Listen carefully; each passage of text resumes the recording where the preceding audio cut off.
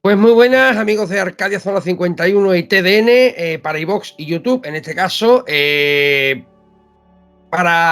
vista de los acontecimientos que estamos teniendo la mala fortuna de ver, presenciar y de vivir, por qué no decirlo, en España en los últimos semanas, vamos a decir semanas, pues la actualidad nos ha llamado. En este caso voy a presentar yo solo. Nuestro querido Raúl está hasta arriba de trabajo y no me ha podido acompañar. Yo tengo la suerte hoy de poder contar con un buen amigo del programa, que no tenía pendiente su visita desde que coincidimos en el programa de María Barbancho, Entre Bambalinas, a Chema Gil. Chema Gil es periodista y escritor, experto en seguridad y terrorismo y codirector, del International Security Observatory y coordinador de operaciones de emergencia de Protección Civil de San Javier. Chema Gil. Muy buena. Muy buenas, ¿qué tal? ¿Cómo estamos? Pues bien, encantado de recibirte en esta tu casa, que ya teníamos ganas de tenerte por aquí. Y bueno, Chema, llevamos una racha bastante, voy a decir regular, pero yo creo que ya la gota que colmó el vaso fue los sucesos de Barbate, de la muerte. Yo me imagino que ya todo el mundo a esta altura lo sabrá, de la muerte de los dos guardias civiles por un enfrentamiento con los narcotraficantes, que tienen la, digamos, mala costumbre, entre comillas, de aparecer por esas aguas muy a menudo, además, porque al otro día del asesinato de estos dos hombres ya había de nuevo narcolanchas por esa zona. Y bueno, tú no sé si tú has tenido la oportunidad de hablar con alguien de Barbate, de algún un guardia civil, algún policía de allí de Barbate. Sí, he tenido algunos contactos. Uh-huh. Y he hablado con mucha fortuna. Tengo la fortuna de que hace ya muchos años, estando de periodista, pues fui muchas veces como periodista empotrado dentro de equipos de vigilancia aduanera y de la Guardia Civil, tanto en operaciones ahí en el ámbito del Estrecho, en la zona de influencia del Estrecho, el campo de Gibraltar, etcétera, y como también en Galicia. Estaba entonces Galicia en todo lo suyo, ¿no? Y evidentemente, pues sí, conozco la zona, conozco todas esas dificultades, conozco bien a la Guardia Civil. Gracias a ellos yo he podido asegurar mi vida frente a amenazas terroristas, etcétera, con lo cual todo esto es algo que, todo lo que ha pasado a mí me duele de sobremanera, porque verdaderamente tenemos a gente que son unos fieras, porque son gente absolutamente entregada.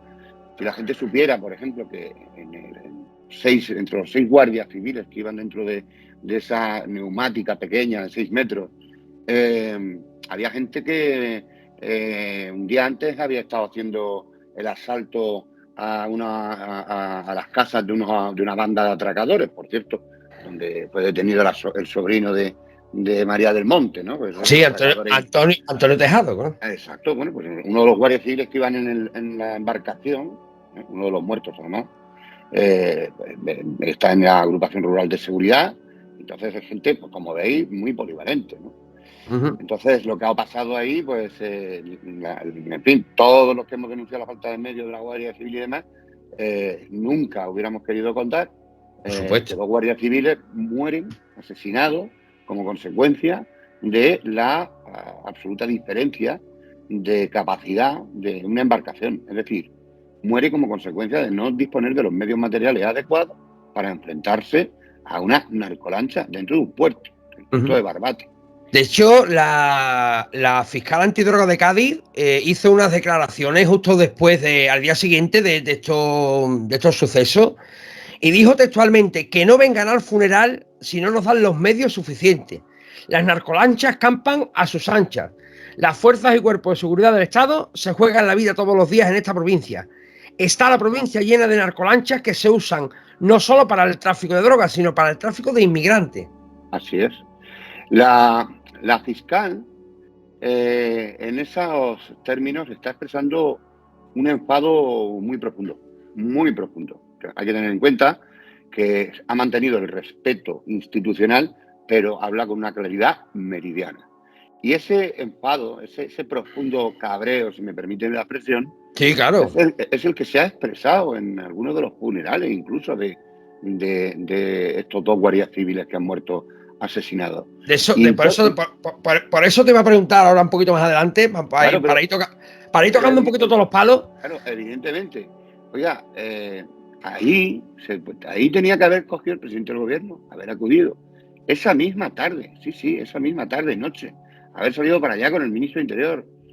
No ha ido ni a ver a los heridos el presidente del gobierno.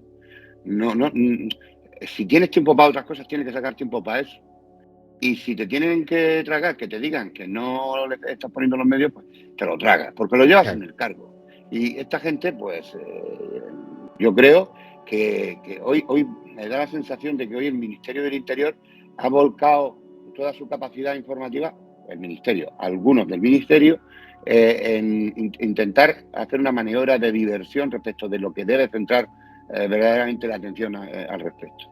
Y es que, ¿por qué se desmontó el Oconsur o no? Y demás. El Oconsur era un operativo absolutamente, en fin, extraordinario, que se monta en 2018 y se desmonta en 2022. Se monta ya estando de ministro precisamente Marlaska, y lo desmonta Marlaska.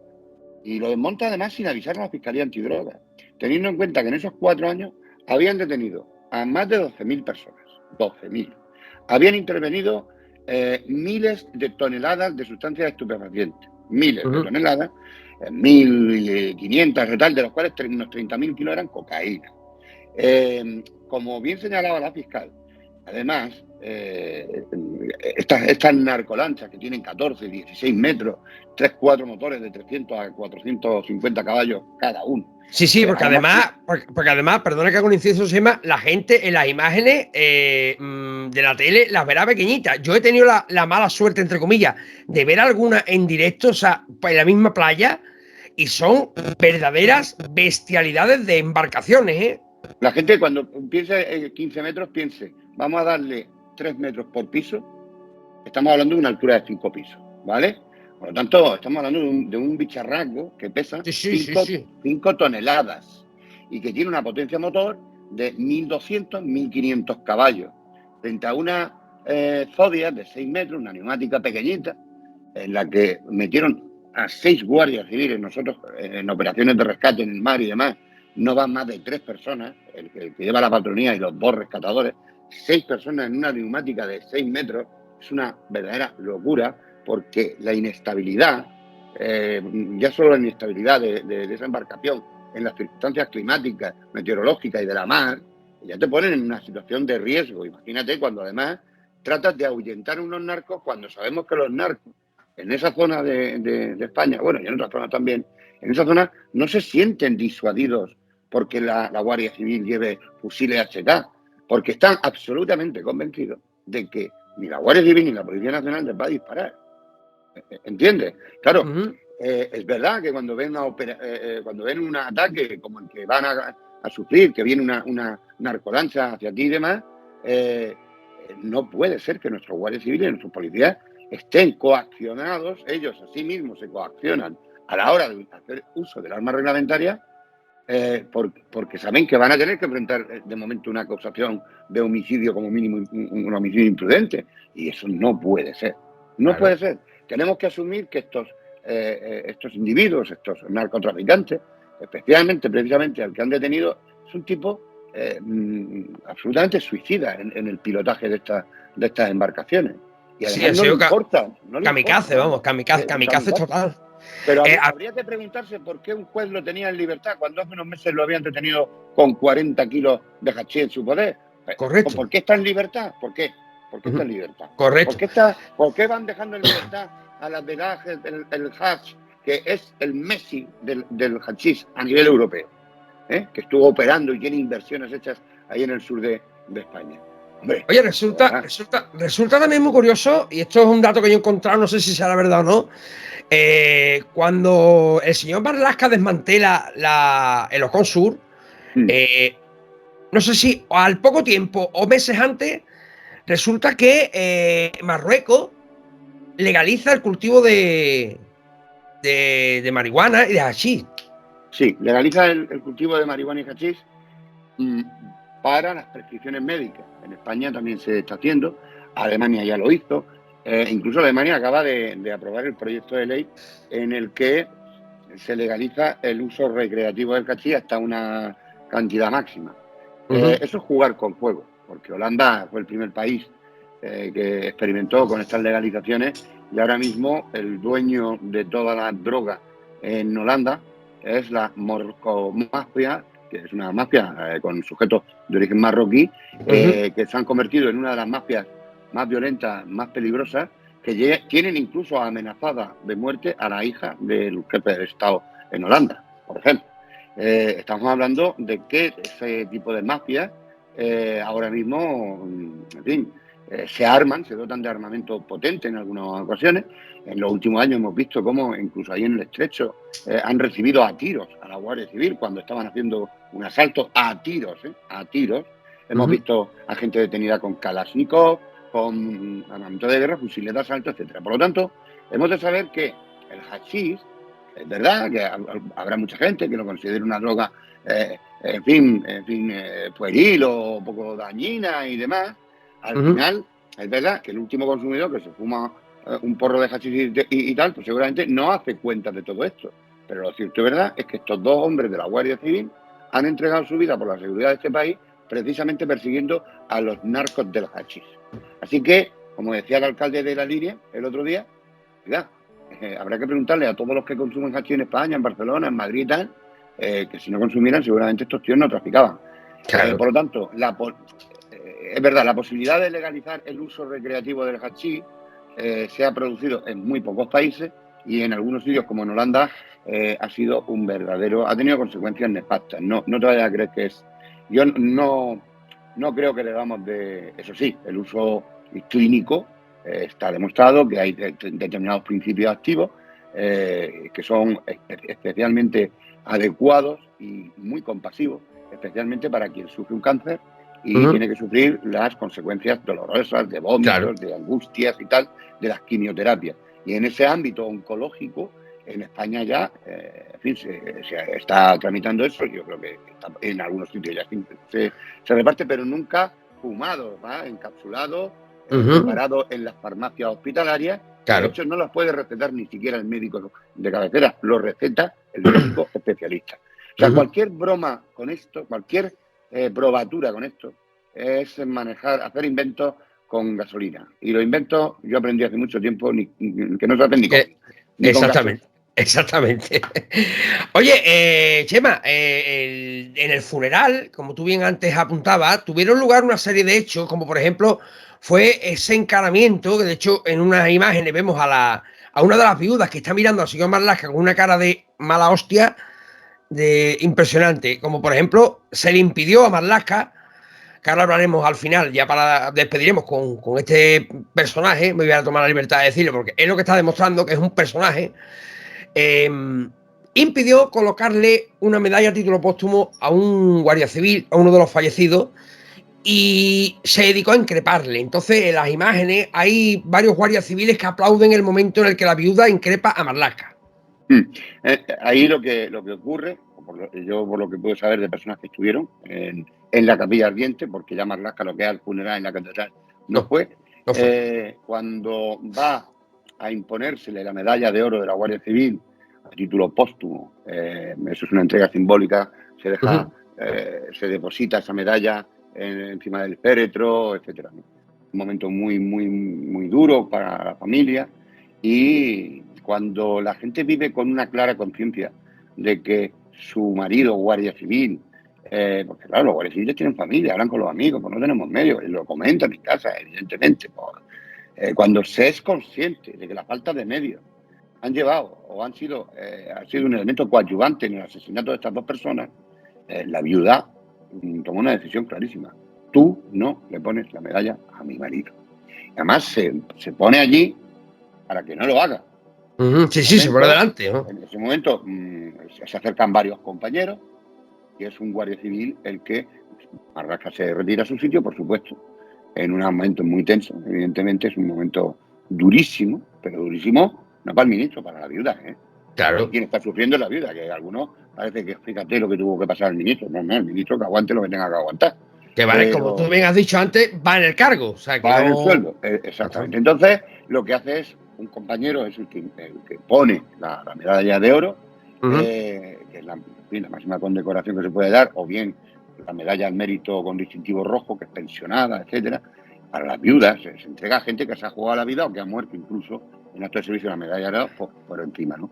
Y entonces esta mujer pues ejerció con toda la fuerza que le da ser la esposa, la viuda del que está dentro del féretro, decirle al ministro: si usted se sienta, pero usted no le pone la medalla a mi marido. Y fueron guardias civiles los que la pusieron, y en ese momento desde luego un aplauso general como homenaje al fallecido, y yo creo que en reconocimiento al gesto de la viuda.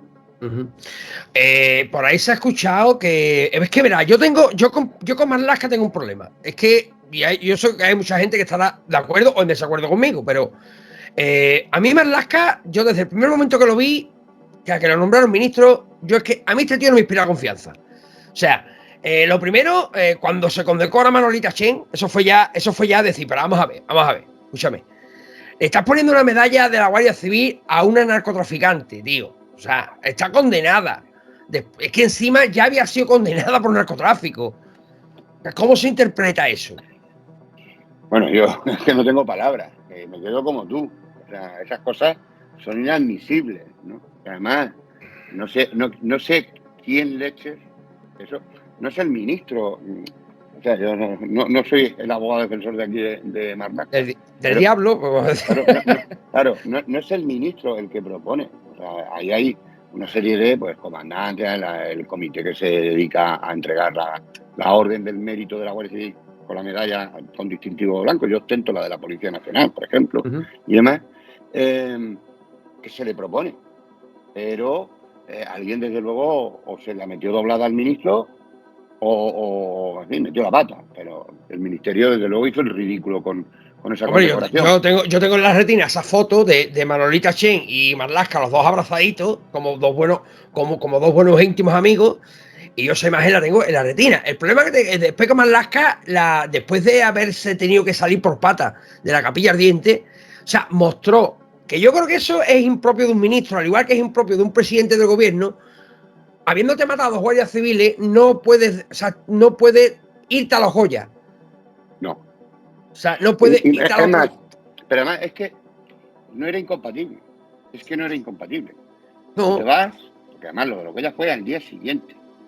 Tú te vas esa noche, despiertas, llegas allí, te acercas al hospital a ver a los heridos, das el pésame a las viudas, te comes esos momentos que deben ser muy duros, pero tienes que estar ahí.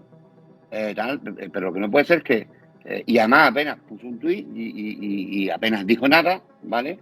Eso no es suficiente, porque claro, lo que ha ocurrido es muy grave. Yo me acuerdo, no hace muchos meses, el acto solemne de por el asesinato de un policía, un gendarme francés, acto solemne que se le hizo, y estaba el presidente de la República Francesa, el señor Macron, en el Elíseo, con toda la Guardia formada, porque había muerto como un héroe ese único policía. Parece que aquí en España nuestros políticos, de un lado y de otro, entre los complejos que se creen que son los dueños de los valores patrios y otros que no quieren saber nada de los valores patrios, la casa sin barrer. Bueno, en el acto... esos cuerpos policiales, esa bandera que llevan en el lado, es la de todos. Claro, por supuesto.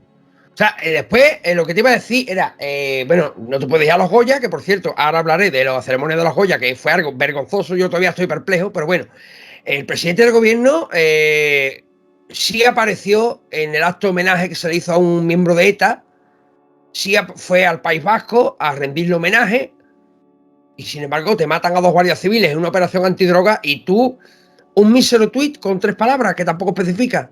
O sea, es inadmisible, o sea, es que es verdaderamente inadmisible. O sea, estamos hablando ahí, también... El único que fue, solo faltaría que no hubiera ido, ha sido el ministro. El ministro había estado ese día por la mañana diciendo que estaba muy bien todo. Es verdad. O sea, que por lo tanto, todo esto se ha gestionado fatal, y después se ha gestionado todo tan mal como están gestionando los recursos de los propios guardias civiles. Exactamente igual. ¿Sabes lo que hoy han aprobado? Mandar 6 policías, 6 guardias civiles, no sé si son policías nacionales, guardias civiles, como refuerzo, 6 a 6 meses y sin derecho a dieta. Pues no es para cogerlos en una grapa y tirarlos por el balcón. De verdad, esa es la respuesta. Esa es la respuesta que 2 días después de que te maten, 3 días después de que te maten los guardias civiles en una operación contra el narcotráfico, de verdad que el refuerzo es 6 funcionarios sin derecho a dieta durante 6 meses. Pues no dan ganas de decir, oiga, váyase, señor, del presidente para abajo todo el mundo. Y del ministro del Interior para abajo todo el mundo. Hombre, el ministro del Interior, Chema, en el momento que tiene que salir por patas de la Capilla Ardiente, que es que nos liamos a divagar y no me voy de un lado a otro, muestra una chulería en televisión española, pero, o sea, como diciendo, no voy a dimitir, o sea, me vaya a tener que aguantar hasta que yo quiera. Mira, solo te diré, esta tarde ahora, hace un rato que terminé un programa de la tele con Risto y tal, es el ministro del Interior que más tiempo ha durado. Que más tiempo ha durado. Ni Barrio Nuevo, hoy son 2.000, no sé cuántos. Hoy mismo lleva un día más que estuvo Barrio Nuevo. Barrio Nuevo estuvo años, Este ya lleva 5 años de ministro. 5. Barrio Nuevo estuvo menos. Y luego el otro ministro que más tiempo estuvo es Corcuera. Pero este es que lo supera todo. Por lo tanto, este es una mano derecha del presidente del gobierno. Totalmente. Si el presidente del gobierno no lo cesa, entonces que asume que la política, la gestión del Ministerio del Interior está siendo muy buena cuando no lo está haciendo. Esa es la verdad. Además, creo, Chema, corrígeme si me equivoco, el señor Pedro Sánchez ha cambiado todos los ministerios excepto el de Interior. Excepto el de Interior, así es. No lo ha tocado. Han cambiado. Acordaros, el primer gobierno que nombra a Pedro Sánchez era un gobierno muy interesante. El ministro de Ciencia era el astronauta Pedro Duque. Había gente, este mismo, Marlaska, yo mismo, que yo lo conocí, lo conozco, pero como juez de la Audiencia Nacional, era un juez de la Audiencia Nacional, ojito, duro, y era un tipo intenso en las investigaciones y demás, nada que decir. No, se le ve en la cara que muy amigable no es. No, es un tío correcto de trato. No, en el sentido, a ver, es que no era esa la palabra que me acuerdo de él. Me acuerdo de él en su posición de juez de la Audiencia Nacional. Exactamente, es lo que te quería. Era un tipo que además que se embarraba en el mejor sentido de la palabra, es decir, era intenso en las investigaciones, en fin, yo creo que era un buen juez instructor de la Audiencia Nacional, pero bueno, es que necesariamente un buen juez no tiene por qué ser un buen ministro. Y si en un principio, a mí, por ejemplo, cuando aprobó el Opon Sur, me encantó. Entonces, esas primeras medidas, es verdad que algunas venían siendo preparadas por administraciones anteriores y demás, a mí me parece muy bien, pero de verdad que hacía mucho tiempo que este ministro yo creo que no pisa la realidad y todos los que nos desenvolvemos en ambientes policiales, de la Guardia Civil y demás, sabemos cómo está la gente en la Guardia Civil y en la Policía Nacional, pero en particular en la Guardia Civil. La Guardia Civil trabaja a un precio de 3 euros la hora, 3 euros la hora. De hecho, el capitán y los 2 tenientes que esa noche actúan en Barbate diciendo, bueno, pues vamos a hacer lo que podamos y dan la orden, etcétera, había gente que estaba de vacaciones y la movilizaron expresamente para eso. Quiero decir que la Guardia Civil es lo que hay, es lo que te he dicho, no te he descrito. Un tío que estaba por la mañana haciendo un asalto a una casa de unos atracadores peligrosos y por la noche está, oye, despierta, que hay que irte para... Y se mete el tío, se da en una furgoneta desde Algeciras a Barbate, con unas fobias pequeñitas enganchadas detrás del furgón, de los GEA, porque la lancha era del grupo de especialistas de actividades subacuáticas, que no son lanchas para asaltos ni nada, ni nada que se parezca. Ni muchísimo menos. Pero es que hemos visto este fin de semana, es que después del asesinato de estas 2 personas, de estos 2 miembros de la Guardia Civil, han vuelto a salir lanchas de la Guardia Civil de esas características a luchar contra las narcolanchas, con narcolanchas perseguidas a su vez por helicópteros, entrando por la salida por la desembocadura del Guadalquivir. En fin, estamos hablando de que... Y luego, ¿cómo pueden estar 8 lanchas de 14 averiadas durante meses, coño? Eso quiere decir que el Ministerio del Interior y la Dirección General de la Guardia Civil no funciona con la eficacia que se le debe exigir al cuerpo de policía al que es considerado Claro. como uno de los cuerpos de policía más importantes del mundo, de los mejores del mundo. Uh-huh. No lo digo yo, lo han calificado así las policías israelíes, etcétera. O sea, los mejores del mundo lo han calificado. Esto es injusto. A los guardias civiles se les está tratando de una manera que hay gente dentro de la Guardia Civil que cree, hay gente de la Guardia Civil que piensa que de verdad es tanta la displicencia y tan mal el trato que se le dispensa a los guardias civiles y a la Guardia Civil como institución, que hay gente de la Guardia Civil que cree de que están intentando cargarse una institución policial de 180 años de historia de los de verdad. 180 años de historia. Eso es que precisamente te lo iba a preguntar ahora. O sea, yo desde que Marlaska ha ido, ¿cómo se dice? Empoderándose, como se dice ahora. Exactamente. O sea, ha ido ganando años en el cargo. Yo he notado en Marlaska una animadversión especial hacia la Guardia Civil, todo lo contrario que para la Policía Nacional.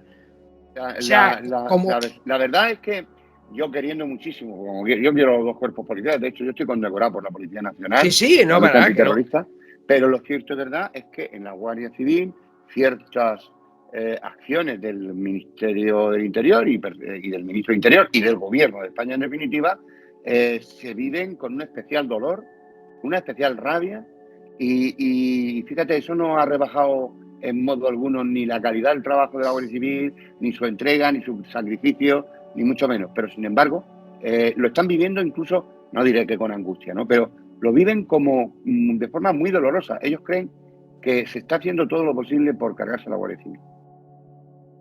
¿Sí? No, sí, es así. Además, tiene toda la pinta. No será la intención, pero de la forma que están tratando a la Guardia Civil y a los guardias civiles, de esa forma, hombre, yo dentro de la Guardia Civil lo que perciben es que parece que no quieren a la institución. Te lo vuelvo a repetir, y desde que Marlaska se ha ido empoderando, como tú bien has dicho, que esa es la palabra además perfecta que le viene como anillo al dedo, he notado yo esa animadversión hacia la Guardia Civil. No sé por qué yo he escuchado varias teorías a ese respecto. Luego, si quieres, te las digo con micrófono cerrado, porque pero sí que es verdad que hay, por ejemplo, dentro del propio gobierno español, hay varias. Se ven cosas como, por ejemplo, que Yolanda Díaz vaya a viajar a Palestina para conocer la situación y no se haya dignado a aparecer en Barbate. O sea, tú me dices a mí, Palestina vende, Barbate no, es la fotito. En lo de los Goya, yo ni un minuto de silencio por los eso es lo que te iba a decir antes, lo que te decía antes. Acababa de ocurrir, ¿eh? Sí, además. Estaba España consternada, estábamos viendo a unos animales asesinar a dos guardias civiles de la forma más fría, en directo, que lo vimos ahí, sí. Con gente vitoreando a los asesinos. O sea, verdaderamente eso fue vergonzoso. Eso es una cosa de verdad que no es posible que haya gente haciendo eso. Y no hemos visto, claro, yo no he escuchado a nadie del gobierno. Yo te juro por mis hijos, Chema, que yo cuando vi ese vídeo que me llegó al teléfono, yo creí que eso era coña. Digo, esto es broma, esto no es. Bueno. Pero no, ya después empecé a leerlo en el ABC, empecé a leerlo en El Mundo, empecé a verlo en. Dijo, yo, espérate, que es que los vítores son de verdad. Y sin embargo, pues ahora antes o después, vamos a ver unas imágenes que en principio solo están en manos del juzgado de instrucción o de la propia Guardia Civil que está haciendo el atestado, porque había guardias civiles dentro del barco que llevaban unas cámaras GoPro. Por lo tanto, están rodados en cámara subjetiva. Es decir, se verá la lancha encima y se verán seguramente las caras de algunos de los que estaban en el pantalán. Las cámaras de seguridad del puerto también dirán quiénes estaban allí en el pantalán. Y veremos la agresión. O sea, seguramente cuando el juez, la jueza, quien haya instruido a nivel judicial, quien ha decidido mandar a estos 6 a prisión, es porque tiene los suficientes indicios racionales que sí que la ley de enjuiciamiento criminal para mandarlo a prisión. Claro. Y luego aquí todo, inocente y tal. Bueno, mira, yo de momento. Sí, porque has visto el vídeo de las viudas, de las mujeres, de los narcos, ¿no? Sí, pero ahí hay un atestado de la Guardia Civil, una intervención del Ministerio Público, del Ministerio Fiscal, y hay un auto del juez donde se ordena el ingreso en prisión, donde se relatan los indicios racionales de criminalidad que sustentan su decisión. Es decir, que hay una acción policial, fiscal y judicial. Y yo estoy convencido de que nadie va a la cárcel si no hay indicios. De hecho, 2 de los detenidos han salido en libertad con cargo, es decir, con acusación, y están en libertad condicional, ¿vale? Dos de los detenidos que, por lo visto, eran los que fueron a recogerlo o no sé qué. Cierto verdad es que hemos vivido un episodio que a mí me retrotrae a los años duros, ¿no? Totalmente. Que en los últimos años, desde el 18 de acá, ya han muerto algunos otros dos guardias civiles, policías nacionales, un policía local. También fue muerto en una acción de los narcotraficantes, guardias civiles arrollados y muertos en las huidas. Es decir, estamos hablando de una figura que antiguamente había un código de los contrabandistas, porque todos estos, muchos venían reconvertidos del contrabando de tabaco, donde cuando ya te tenían encima, manos arriba y te entregaba. Y había ese código no escrito, que incluso en el mundo criminal existe, de no actuar de esa manera. Pero ahora mismo ya eso se ha desbocado de una forma que necesitamos impermeabilizar el área del estrecho. La Guardia Civil bien equipada e incluso con la Armada. Hay un documental que está en Netflix, si no me equivoco, que se llama La Línea, el corazón del narco. Así, yo recomiendo a todo el mundo que lo veáis. Es muy interesante. Se cuentan cosas muy interesantes sobre cómo operan estos narcotraficantes, las zonas que usan para entrar y para salir. Y además, vuelvo a los Goya, teníamos tiempo para. Esta gente tenían tiempo para pedir más dinero al gobierno, para pedir más dinero en subvenciones. Y vamos a hablar mal y pronto. Ya esa fue la imagen de la noche. Te salieron 6 actores y directores, o dice ellos que son actores y directores. A mí uno me ha decepcionado especialmente, que es Pedro Almodóvar, que yo sabía siempre que era un personajillo, pero bueno, mira, dentro de su mundo, a mí me interesaba más cómo el cine que hacía. Sin embargo, últimamente es que está fatal y se dedicaron a ver quién era más, vamos a decirlo, a ver quién era más puta que el de al lado, ¿vale? O sea, sí, eso es lo más importante. Y hacer reír. A mí es que yo veo ese momento y no me produce ni una mínima sonrisa. Es que Me yo no produce creo que... vergüenza ajena, Chema, a mí. Sí, pues sí, porque el cine es una manifestación cultural de primer orden. Exactamente. Es la forma de transmitir lo mejor y lo peor, porque el cine ha de reflejar la realidad social también, con comedia, con humor, con drama, Claro. Y yo creo que es la acción de gente culta. O que se supone culta. Sí, y que precisamente en un momento en el que ahí se exhibe lo mejor del cine español, pues recurrir a un lenguaje absolutamente vulgar, sin ningún tal, como si fuera un chiste que podemos contar en la barra de un bar, pues estando allí, ni más ni menos que el gobierno, etcétera y tal, pues no sé, como que no me gusta, pero bueno, No, yo respeto creo que al no. que le haya gustado, en fin, no le comparto el gusto, desde luego.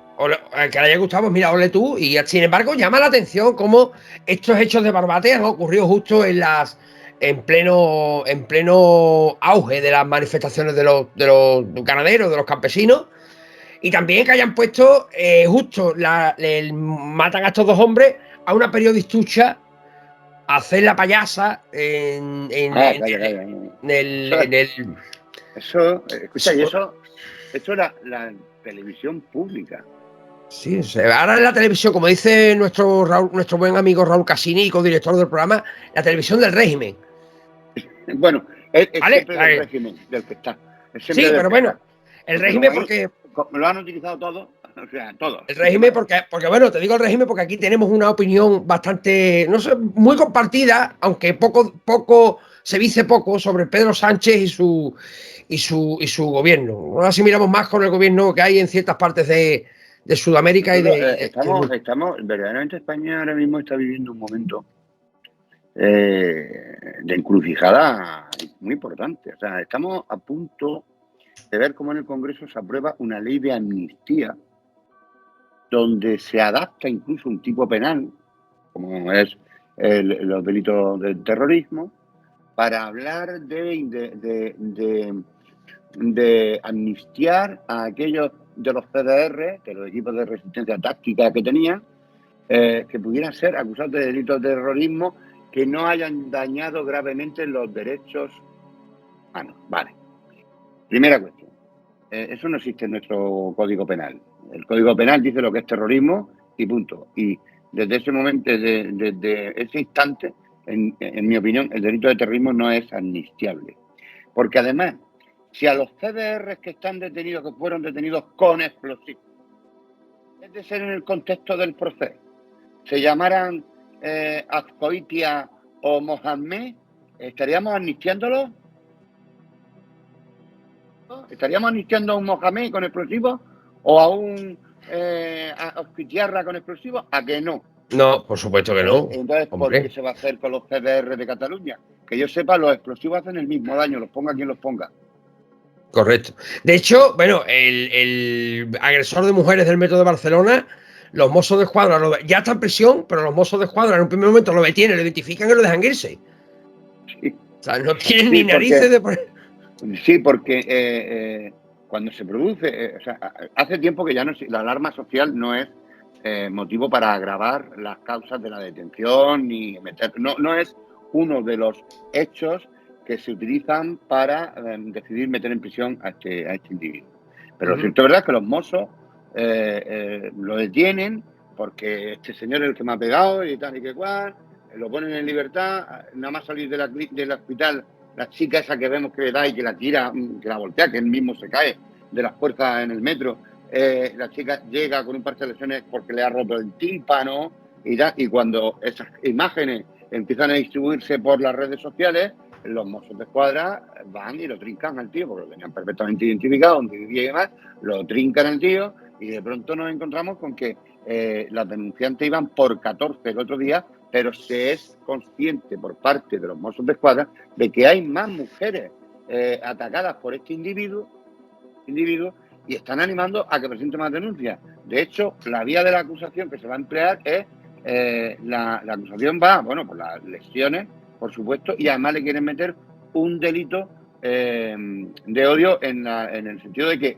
solamente atacó al colectivo de mujeres, es decir, a más mujeres más pequeñitas que él, a personas vulnerables, de las que decimos vulnerables, ¿no? Por lo tanto, va a agravar su conducta. Si el tío a lo mejor no es ni de aquí, lo que tenemos que hacer es que cumpla hasta el último día y tirarlo en paracaídas encima de su No es de aquí, no es de aquí. Yo sé que a mí ahora me dirán, no sé cuánto, pero oiga, vamos a dejarnos ya de buenismos tontos porque el otro día ese imbécil, ese desgraciado, podía haber tirado a una mujer a la vía del tren ahí en el metro en Barcelona y hoy estaríamos lamentando la muerte de una chiquilla, de una chica, o del puñetazo que le metió, que se ve cómo la chica sale volando del puñetazo. Imagínate que la levanta le da malamente, se rompe la cabeza y se ha quedado esa mujer tumbada en una camilla para toda su vida. Entonces, ¿qué hacemos? Es lamentable. Tenemos que ser muy conscientes de cuál es la realidad real y manejarla. Porque además, coger a ese tipo y ponerlo fuera conlleva a que no generalicemos hacia ninguna persona más de la inmigración ni nada de eso. ¿Me explico? Los que dejan mal al resto de los inmigrantes, que la inmensa mayoría están currando, queriendo sacar a sus hijos para adelante, como todos nosotros, que queremos empinar el plato de la olla encima de la mesa y que nuestros críos estudien y que saquen sus estudios, que salgan hombres de provecho. La inmensa mayoría son gente pues, trabajadora como nosotros y demás. Pero claro, están todos estos malnacidos que hacen que al final salgan las tripas en vez de la razón y la gente pues se exacerba porque ve que queda impune. Es que este hombre fue detenido y puesto en libertad. Y porque salieron las imágenes en las redes sociales y en la tele y empezaron a aparecer más denunciantes, es por lo que lo vuelven a detener y finalmente ingresa en prisión. Que ya veremos a ver el tiempo que está en prisión. Exactamente. Por cierto, tengo que decir que en un principio, respecto a los asesinos de los dos guardias civiles de Barbate, en un principio hay un periodista que se llama Alvise Pérez, que en un principio acusa a un tal Salvador, a un chico, ¿vale? Que después resultó ser inocente. O sea, se demostró que ese chico es inocente y no solo Alvise no se ha retractado en sus palabras ni ha retirado las imágenes de sus redes, sino que este chico acaba, mientras grabamos este programa, acaba de publicar un vídeo en el que dice que se va a querellar contra Alvise Pérez. Hombre, es que si me da igual Alvise Pérez o Pepita quien López. Quien sea. ¿Tú eres periodista? Un periodista de un delito a otra persona, eso se llama calumnias. Claro. Si además es con publicidad, las calumnias se agravan. Y las consecuencias es que se tiene que quedar limpio el honor de esa persona, Claro. se va a valorar el honor de esa persona, el daño moral de esa persona en función de la difusión que haya tenido el señor Alvise o como se llame, y si es así, pues saldrá condenado. Pero es que hay unos cuantos que coleccionan ya condenas de este tipo. Un periodista tiene que contrastar, verificar, contrastar y publicar. Y si no tienes claro una información, pues no la puedes decir. No por nada, sino porque ya explícame a mí cómo se puede acusar a alguien de algo tan grave como cualquier cosa de estas que estamos hablando y que luego resulte que no tiene nada que ver. Entonces, ¿cuál ha sido su confirmación? Es lo que yo me pregunto. Es lo que yo me pregunto. O sea, ¿tú en qué te basas? Pues digo, como tú eres periodista, tú a lo mejor te lo puedes contar. O sea, un periodista a la hora de sacar a la luz una imagen o a la hora de decir, esta es la persona que ha hecho esto, tú tienes que tener mínimo la certeza real de que no te vas a equivocar. O de que si te vas a equivocar, vas a poder rectificar enseguida y no vas a tener problemas con esa persona. Vamos a ver, lo primero, dice, la jurisprudencia del Tribunal Supremo le exige a los periodistas que es verdad que, por supuesto, como cualquier oficio, pueden incurrir en un error, ¿de acuerdo? Pero siempre que puedan demostrar que han hecho las acciones suficientes, eficaces y razonables para contrastar la veracidad de la información, pues tendrán la responsabilidad civil del daño que hayan causado moral, pero no tendrán responsabilidad penal. Ahora bien, si no han ejercido las acciones razonables, necesarias y suficientes para contrastar, y acusas de un delito, pues tienes un problema. Y es que eso son calumnias y te va a costar incluso a lo mejor una inhabilitación especial para poder seguir escribiendo. Y eso es duro. Pero si tú puedes demostrar que has hecho un trabajo diligente y aún así una fuente te ha engañado, lo que tienes que hacer es que esta fuente me engañó. Lo que pasa es que el secreto de la fuente es para las fuentes que te dicen la verdad. Pero en el momento que una fuente te mienta, hay que decirla. Claro, Si oye, no, mira, tú que ha sido esta asumes persona la que lo va diciendo. porque si no, tú asumes la mentira y la publicas. Entonces, es verdad, en el ejercicio del periodismo, y yo que he hecho cosas de investigación, que incluso han terminado en la fiscalía y políticos han terminado en la cárcel por corrupción, por mucho que te intenten querellar y tal y que cual, opera lo que se llama el principio exceptio veritatis. Es decir, si aquello que estás diciendo tiene interés público, es de relevancia y además se refiere a una persona conocida y que tiene interés periodístico, si es verdad lo que estás diciendo, por mucho que le pueda fastidiar la imagen y el honor a ese señor, si es verdad, exceptio veritatis, pues es una información y la gente tiene derecho a saber si un político es corrupto o no, por ejemplo, ¿no? Pues en este caso igual, quiero decir, sea la acusación que sea y sea la información que sea, incluso la más pequeña información, debe poderse demostrar unos mínimos de esfuerzos razonables por su verificación, para su contraste. Porque es que si no, no es periodismo. Si el que hace la información no actúa de esta manera, entonces es alguien que cuelga cosas. Pero una información sin verificar no es periodismo. El periodista que no verifica. Mira, yo los últimos tiempos que estuve haciendo periodismo activo, ya me fui al mundo del análisis y la seguridad y tal, yo contrastaba hasta los datos que me venían en notas de prensa de instituciones oficiales. Porque es que estaba comprobando que te la metían doblada. Te deslizaban dos datos, no para contra nadie, sino para, por ejemplo, darse una mayor pátina de lo que sea, ¿no? Por lo tanto, es tan importante el buen ejercicio profesional del periodista, es tan importante que, fíjate, que es de los pocos profesionales que tienen una cláusula en la Constitución que tienen derecho incluso al secreto profesional. O sea, yo no tengo por qué citar mi fuente, lo único que tengo que hacer es demostrar que mi información es veraz. Y si la fuente es importante y la quiere saber el afectado por la información, yo lo que tengo que tener claro es que es veraz y puedo demostrar la veracidad sin tener que revelar mi fuente. Yo saqué un escándalo judicial muy grande aquí en la región de Murcia hace muchos años y tal, de hecho se escribió hasta un libro sobre eso y tal, y conseguí una información que era brutal, donde salía tocado, en fin, el mundo jurídico y el mundo del derecho y tal, y el mundo jurídico, judicial, quiero decir. Y entonces me citaron para pedirme la fuente de información. Y yo dije, me negué, me acogí al artículo 20 de la Constitución y me acuerdo que el fiscal quería, le dijo al tribunal que puesto que no estaba ayudando a la investigación, que me ingresara en prisión. Yo dije que estaría encantado de entrar en prisión por ese motivo. En la puerta de los tribunales estaba informes semanales, Antena 3, estaba todo el mundo. Y no, por supuesto no me mandaron a prisión porque es uno de los derechos que tenemos, el secreto profesional, pero la condición es que la información tiene que ser veraz y de interés público. Chema, para terminar, una última pregunta. Bajo tu opinión, siempre y bajo tu punto de vista, ¿debería dimitir el señor Marlaska? Está tardando. O sea, vamos a ver. Él es el máximo responsable de Interior. Él es el máximo responsable del director general de la Guardia Civil. El máximo. Por lo tanto, en la dirección, o es por inoperatividad y por falta de recursos del Ministerio, o es por una falta de gestión, de capacidad de gestión de la Dirección General de la Guardia Civil. Sea como fuere, la falta de medios es un elemento que ha sido coadyuvante para el asesinato de 2 personas y para mí, el ministro y el director general de la Guardia Civil y el secretario de Estado, por alcance, tienen que irse, tienen que dimitir, pedir perdón y hay que nombrar a otro tipo de gente, por muy duro que parezca.